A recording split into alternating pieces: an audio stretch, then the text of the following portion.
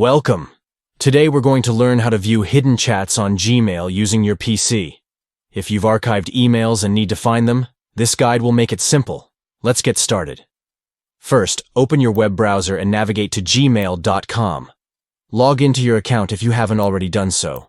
Once you're on the Gmail homepage, look to the left side of your screen. You'll see a menu with various folders. Click on More to expand this menu and display all your email folders. Now, select the All Mail folder. This is where Gmail keeps all your emails, including those you've archived. It's a handy way to see everything in one place. Inside the All Mail folder, you'll find all your emails, both received and archived. To locate the email you want to retrieve, simply scroll through the list. Archived emails are easy to spot. They don't have the inbox label next to them.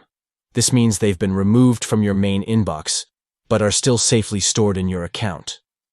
If you have many emails, you can use the search bar at the top of the page.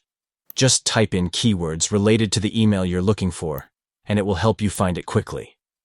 And that's it. You've successfully viewed hidden chats in Gmail. This method is great for accessing important emails you might have thought were lost. Now you can manage your inbox more effectively and keep track of all your messages. Happy emailing!